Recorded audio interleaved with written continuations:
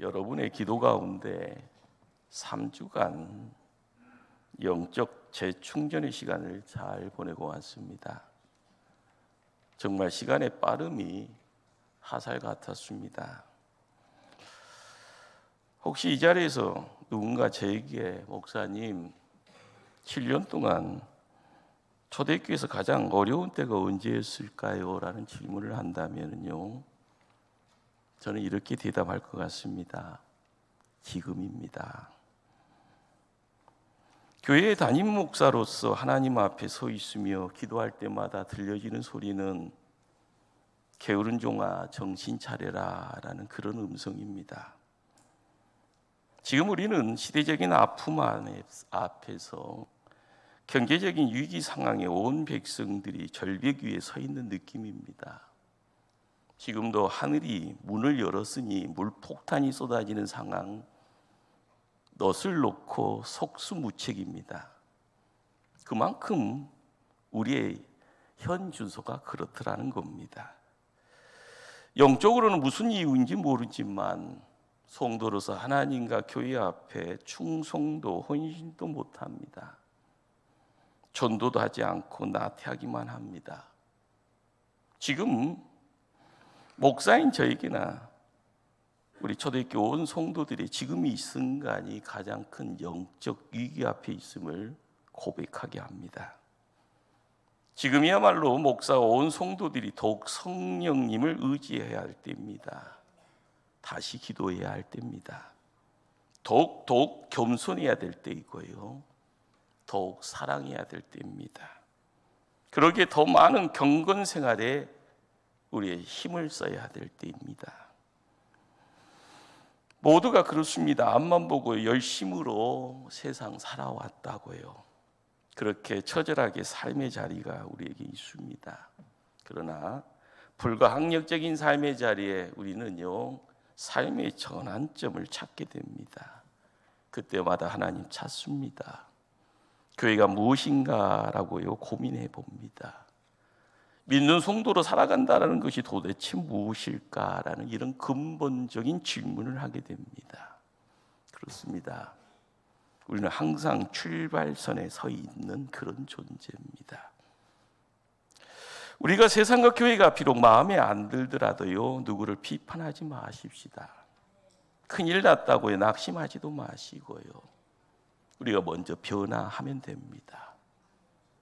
우리가 오순절을 통하여서 우리가 교회력을 우리가 품고 갑니다. 성령 충만입니다. 성령 충만한 성도, 우리가 이 교회와 이 도시와 한국교회에 새로운 변화의 바람이 일어나기를요 간절히 기도해야 됩니다. 긴 기도의 부흥과 기적의 역사를, 큰 성령의 폭발과 능력 체험의 기회를 고대하고요, 기대하고요, 그리고 내 손으로요 그것을 붙잡아야 되기를 소망해야 될 줄 압니다. 성경을 읽을 때마다 이해되지 않는 부분입니다. 예수님의 12제자들이 변화되지 않는 모습입니다. 그들은 우리하고 특별하게 다른 모습입니다. 왜요? 예수님 곁에 있었기에요. 과연 인간은 변화할 수 있는 존재인가? 아니면 그 모습 그 모양 그대로 그냥 세상 살아가야 될 것인가? 우리가 똑같은 제자였지만은요, 예수님 곁에 있었던 제자들은 달랐습니다. 많이 들었고요, 많이 보았고, 많이 깨닫기도 합니다. 그리고 우리가 말하는 많은 복 받기도 했습니다. 그런데 무기력하기만 합니다. 오늘 우리들의 모습처럼 말입니다. 적어도 하나님의 자녀인데 죄는 짓기 싫고요, 그러나 죄를 싫어한다 하면서도 죄 짓고 있는 내 자신이 싫습니다. 그냥 무기력한 모습이 싫습니다. 말씀을 통하여서 예수님처럼 향기 바라고 싶건만 내 속에는 더러운 냄새만이 그래 가운데요, 나도 모르게 분노하고요, 나도 모르게 가시엉겅퀴처럼 누군가와 함께 뒹구는 가운데 피투성이 되어지는 그런 초라한 모습이 우리의 못난 모습이 되어져 있습니다.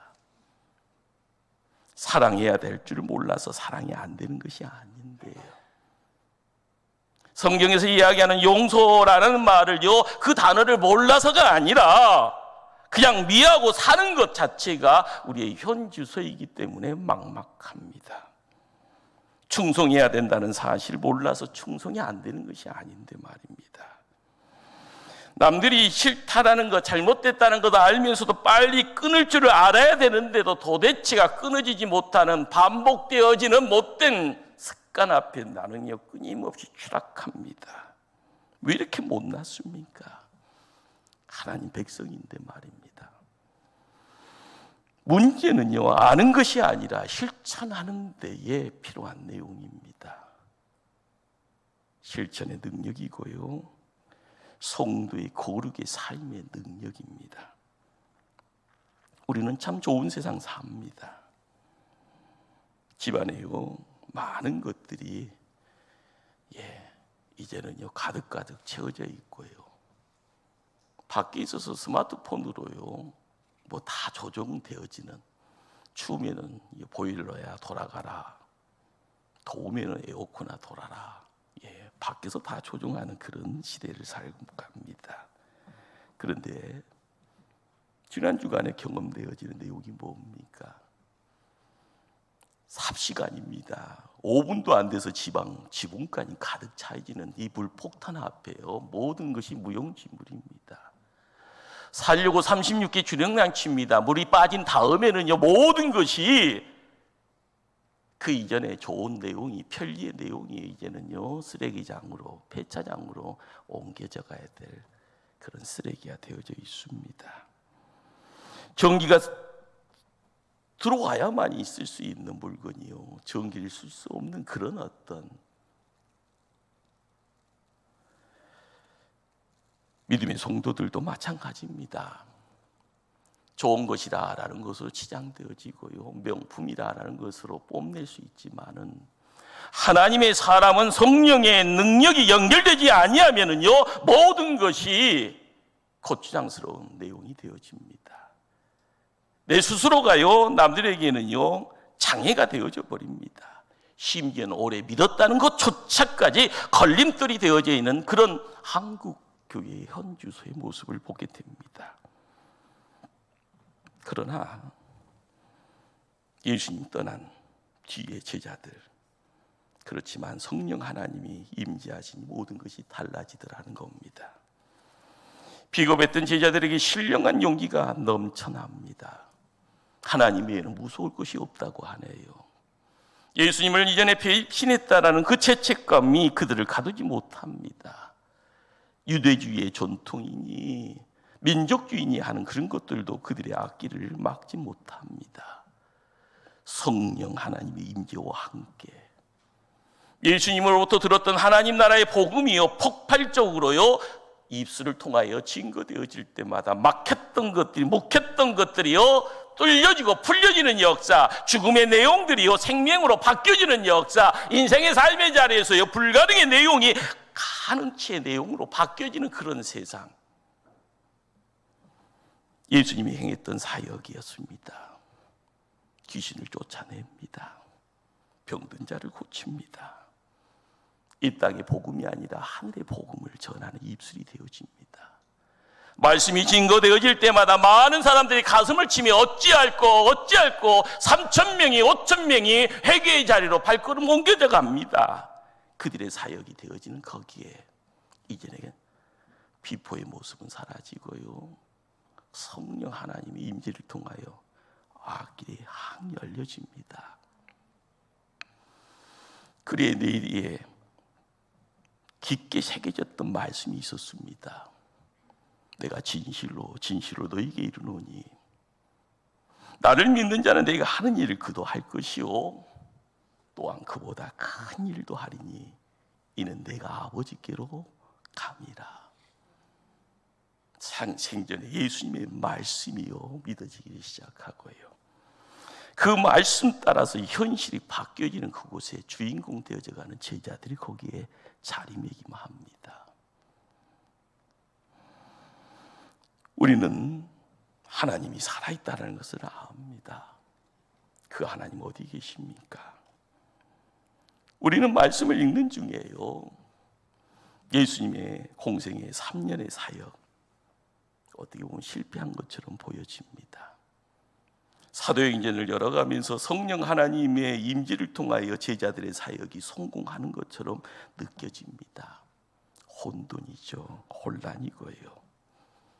많은 사람들은 복음서를 읽어가면서 말씀 사역은 필요 없고 성령 사역만 필요한 것처럼 느껴집니다. 말씀 속에서요, 복음서의 의미는 없어지고요, 사도행전의 능력치의 내용 속에서요, 세상 사람들이 내가 할 수 없는 것, 그것이 기적이라는 것들을요 소유하고자 앞만 보고 뛰어가려고 하는 모습입니다. 잘못된 모습이죠. 우리는 누가복음과 사도행전의 저자를 의사 누가라고 합니다. 그러기에 누가복음과 사도행전은요, 뗄래야 뗄 수가 없는 밀접한 관계가 있다는 것을 알고 있어야 됩니다. 두 책은요, 본래는 한 책처럼 느껴집니다. 그러니 전반부, 후반부로 성격을 가지고 있는 겁니다. 그러니 복음서라는 것은 예수님의 탄생과 삶, 그분의 가르침, 죽으심, 부활, 승천, 그리고 성령님을 보내주신다라는 그 약속으로 복음서의 내용이 채워집니다. 반면에 사도행전은 성령 임재를 통하여서 교회의 탄생과 그 교회와 사역자들을 통하여서 성령 행전이 행해지는 가운데 예수님의 이 땅에서의 지상 명령이 구체적으로 어떻게 펼쳐지는가라는 것을요, 적나라하게 활짝 펼쳐서 보여줍니다. 그래서 사도행전을요, 성령 행전이라고 말합니다. 오늘날 믿는 성도들의 신앙은요, 말씀이 있어야 되고요, 그리고 사도행전에 그 능력이 함께 어울려지는 균형과 조화가 필요합니다. 흔히 말씀만을 강조하는 사람은 오직 말씀만 있으면 된다고 하지요. 반만 많습니다. 반대로요, 한국교회는 순복음 계열의 성령 운동하는 사람들 가운데에는 말씀 제대로 알지 못하더라도 체험이니 기적만을 사모하는 분들이 많습니다. 이것을요, 위험천만한 일이라고 이야기하죠. 기차가 내일을 벗어나지 않듯이 성령님은 말씀을 벗어나지 않습니다. 단지 손을 들어서요, 병자를 낫게 하는 거 아닙니다. 귀신을 쫓아내는 것 아닙니다. 인생의 문제 앞에서 암흑이었지만은요, 내가 이 마음으로 빛이 임하였다, 그것 이야기하는 것 아닙니다. 하나님의 역사입니다. 올바른 신앙은요, 예수님의 사역의 장을 통하여서 이루어지는, 그래서 성령 하나님의 임재를 통해서 제자들의 사역의 내용이 아름답게 그려지는 그 자리, 그렇습니다. 복음서와 사도행전의 조화, 그리고 균형, 그리고 일치가 있었을 때 나타나는 내용이 하나님의 선물인 부흥인 겁니다.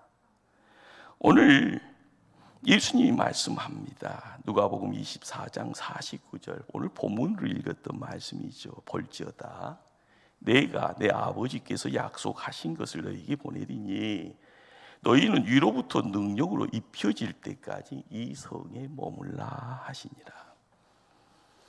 이 말씀의 연장선에서요, 닮을 것처럼요, 사도행전 1장 4절 5절은 무슨 말씀을 되돌이를 하고 있는가, 반복을 하는가 하면은요, 사도들과 함께 모이사 그들에게 분부하여 이르시되 예루살렘을 떠나지 말고 내게서 들은 바 아버지께서 약속하신 것을 기다리라. 요한은 물로 세례를 베풀었으나 너희는 몇 날이 못되어 성령으로 세례를 받으리라 하셨느니라. 약속하신 성령님의 임재를 믿었습니다. 그래서 기도의 자리에 함께 기도를 하게 됩니다. 그리고 기다립니다. 주님의 제자들을요, 하나님 예민하지 않으십니다. 바로 마가의 다락방에 성령 하나님이 임재하십니다. 사도행전 2장 4절의 말씀입니다. 그들이 다 성령의 충만함을 받고 성령이 말하게 하심을 따라 다른 언어들로 말하기를 시작하니라. 우리 하나님 살아계십니다.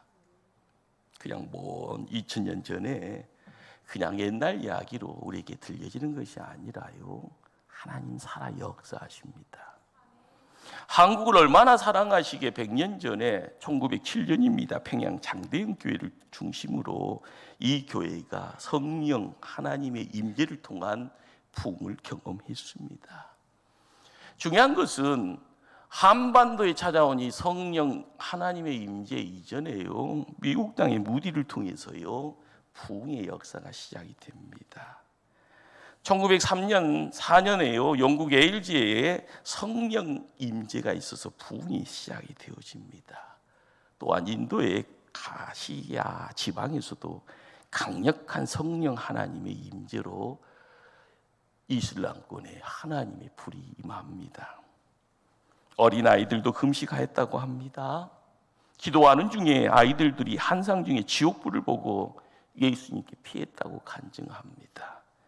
마을의 온 동네의 주민들이 술주정뱅이들이요 술을 끊고자 하나님 앞에 돌아왔다라고 기록을 남기고 있습니다. 이런 영향으로 성령 하나님의 임재가 한국 땅에 찾아옵니다. 1903년 온산의 기도운동, 성경운동이 선교사를 통하여서요 이루어집니다. 아래의 하리 선교사가요 그 자리에 자기의 무능함을 통해 자복합니다. 자기는 별난 나라에서 왔다고요, 교만하게 살았다고요, 이 한민족이요 별것 없는 미개인이라고 무시했던 죄를 회개합니다. 이러다 보니 선교사의 고백과 설교를 통하여 부흥의 불씨가 그들에게요 떨어지게 된 겁니다. 모여있는 성도들이 누구나요, 나 때문입니다, 내 탓입니다, 제가 먼저 회개합니다 라고 부르짖게 됩니다. 시간이 지나서 1906년입니다. 평양과 서울에서요 성령 세례 갈구 기도회가 펼쳐집니다. 선교사들이요 세계 도처에서 지금 성령의 임재가 나타나고 있음을요 전합니다. 함께 기도의 자리를 지킬 때 드디어 1907년 평양 장대인 교회 사경회에 성령의 임재가 함께합니다. 집회 때마다 남자 성도가 1,500명 이상이 모였더라. 기적입니다. 여자들은 앉을 자리가 없어서 마당에 자리를 깔고 앉습니다.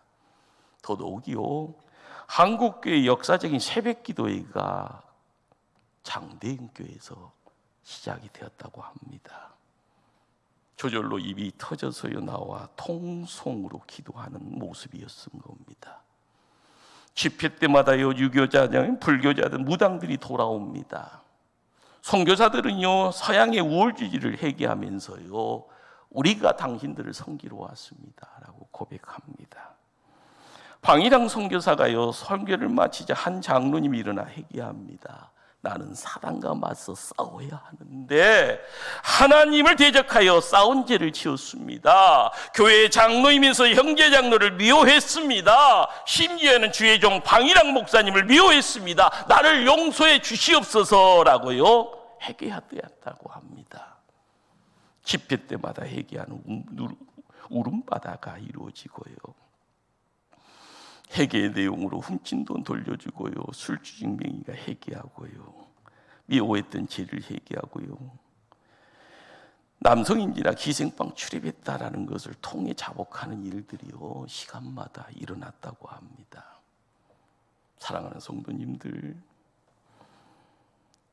우리가 믿음의 성도입니다.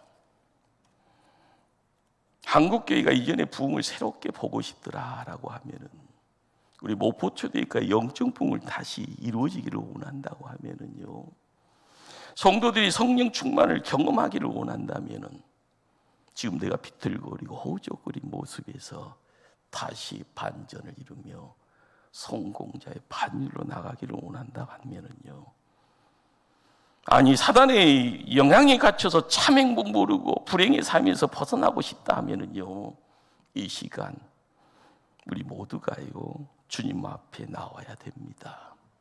정직하게요, 진지하게요, 우리의 삶을 말씀에 묶어가면서요 주님 앞에 나와야 됩니다. 사도행전 2장 37절 38절은 이런 말씀을 기록합니다. 그들이 이 말을 듣고 마음에 찔려 베드로와 다른 사도들에게 물어 이르되 형제들아 우리가 어찌할꼬 하거늘 베드로가 이르기를 너희가 회개하여 각각 예수 그리스도의 이름으로 세례를 받고 제사함을 받으라 그리하면 성령의 선물을 받으리니. 그렇습니다.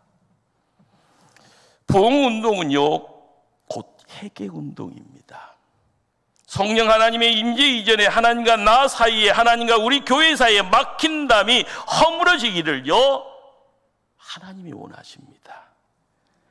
우리가 영적 부흥을 보기를 원한다고 하면요 먼저 하나님 앞에 나가야 됩니다.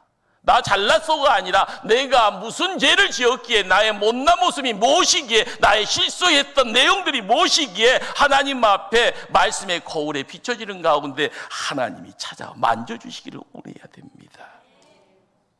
100년 전 성령 하나님의 임재로 시작된 부흥은요 한국교회와 아니 더불어 우리 민족을 새롭게 놀랍게 선진국의 반열에 우뚝 서게 했던 것, 이것이 하나님의 복임을 우리는 잘 알고 있습니다.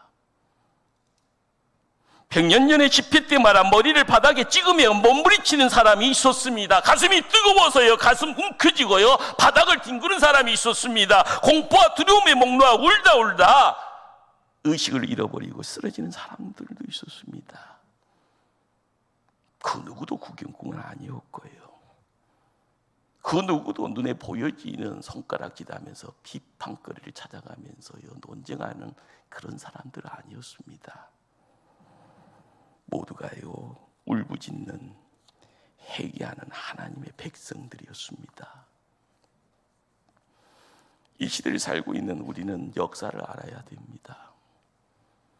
1907년 대부흥이 있었던 그 시대만큼 우리 민족이 바닥을 치고 있는 마냥 고통스러운 때에 그 시대였다라는 것을요.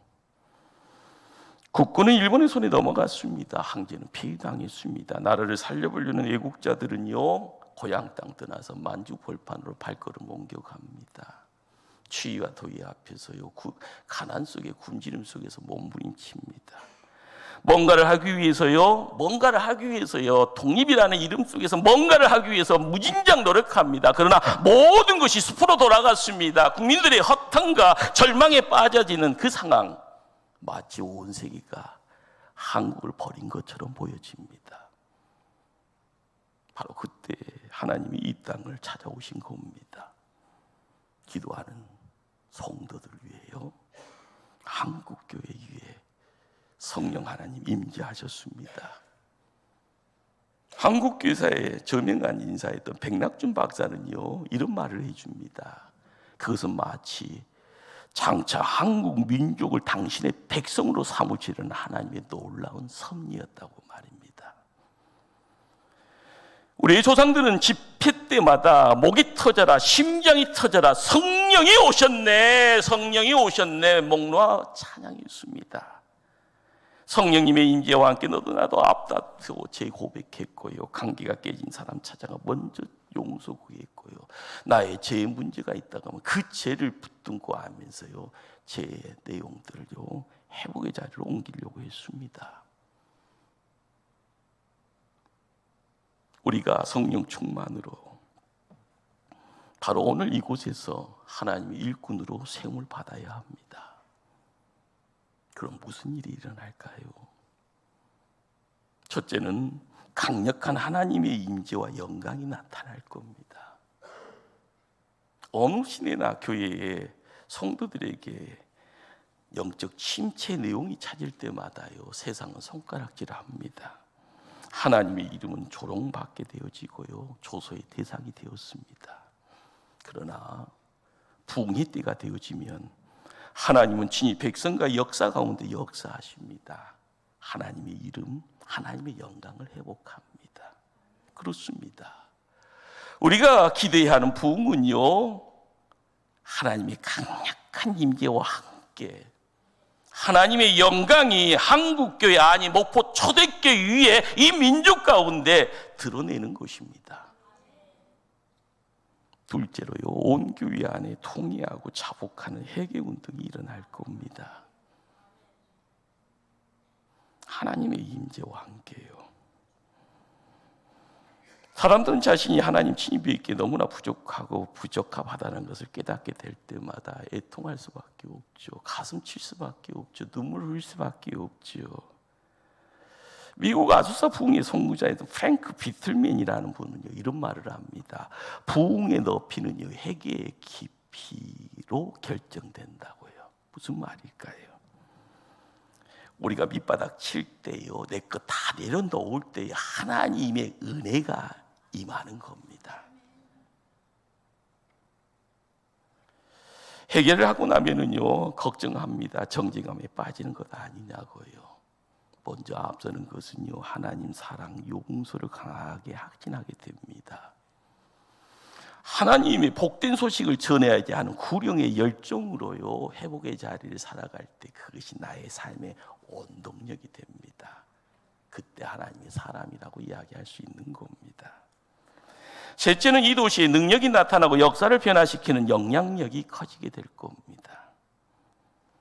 교회에 오는 사람들이 변화되고요, 그 영향력은 교회라는 울타리를 넘어 교회 밖에 믿지 않는 사람들에게 영향을 끼칠 때 그들이 뭔가의 끌림 속에서 기뻐하고 그 끌림이요, 말씀이라는 것을 알게 되었을 때 하나님 앞에 나오게 되어지는 겁니다. 그렇습니다. 한국교회가 욕먹는 이유가 뭘까요? 빛을 잃어버린 이유가 뭘까요? 우리가 갖고 있는 하나님의 생명을 상실한 이유가 뭘까요? 우리가 못났기 때문에 그런 겁니다. 하나님은 변함없습니다. 하나님은 살아계십니다. 내가 받을 그릇을요, 포기해버리고 그릇 관리를 잘못해서 밑이 깨져 있으니 부어지는 복 관리할 수 없는 것이 우리의 현실이라는 것을 자각해야 되는 겁니다. 그렇습니다. 우리가 고대해야 될 부흥은 뭘까요? 이 교회의 사도행정의 능력과 영향력이 회복되어지는 바로 그겁니다. 다른 것 아닙니다. 마가의 다락방에요, 무슨 의리의리한 화려한 강하게 내용들이 기물이 있었던 것 아니었습니다. 단지요, 하나님 사랑 속에서요, 하나님을 바라보기를 원하는 그 마음 가지고 기도의 자리를 지켰던 그 자리에 하늘의 문이 열릴 때 성령 하나님이 임재하신 겁니다. 넷째는 모든 사람의 용기 깊은 곳에서 그분을 구하는 갈망이 커지는 겁니다. 부흥은요, 하나님이 주시는 선물 구하는 것이 아닙니다. 하나님 얼굴 구하는 겁니다. 다른 목마름으로 하나님을 찾아갈 때요, 하나님의 임재가 이루어집니다. 당신의 은혜와 능력이나 선물 이전에 하나님, 그분을 찾아가는 것, 그분을 만나는 것, 그분 손에 붙잡히는 것, 그분을 통하여 쓰임받는 것, 이것이 진정한 부흥입니다. 그렇습니다. 지금 우리는 부흥을 구하는 것보다 더 시급한 것이 있습니다. 내가요, 부흥을 주시는 그분 하나님을 구하는 겁니다. 성령 하나님을 영접하는 겁니다. 그분이 내 안에 함께하는. 그러기에 구약 성경이 예언합니다. 하박국 3장 2절에요. 주는 주의 일을 이 수년 내에 부흥하게 하옵소서. 주는 주의 일을 이 수년 내에 부흥하게 하옵소서. 성령 하나님과 함께라면 됩니다. 기대 이상의 그 멋진 부흥이 우리 가운데요, 이 초대교회 위에 함께 이루어질 줄 우리가 갈망할 때 우린 그 자리에 두 발로 굳게 세움 받습니다. 우리의 막혔던 것들이요, 세상 것이라 세상에 더럽고 추악한 것들이 우리의 시야를 가리고요, 우리의 머리에 잡스럽게 혼란을 만들어 나갈 때라도요, 성령 하나님이 임재하시고 성령 충만으로 우리의 삶을 온전히 주께 맡겨나갈 때 이루어지는 역사가 있습니다. 기대되십니까? 내가 주의 도구 되어지기를 갈망하십시다. 그분 통하여서 이루어지는 역사가요, 시온의 대례가 활짝 열려진 것처럼 내가 그곳에 입장하여 씩씩하게 혼자가 아니라요, 온 성도들이 함께 성령 하나님과 함께 시온의 대례를요 발걸음 옮겨갈 때 찬송하고 기뻐하며 감사하고 하늘의 승리를 선포하는 믿음의 성도들, 이 교회가 되어지기를 간절히 주님 이름으로 축원합니다. 기도하십니다.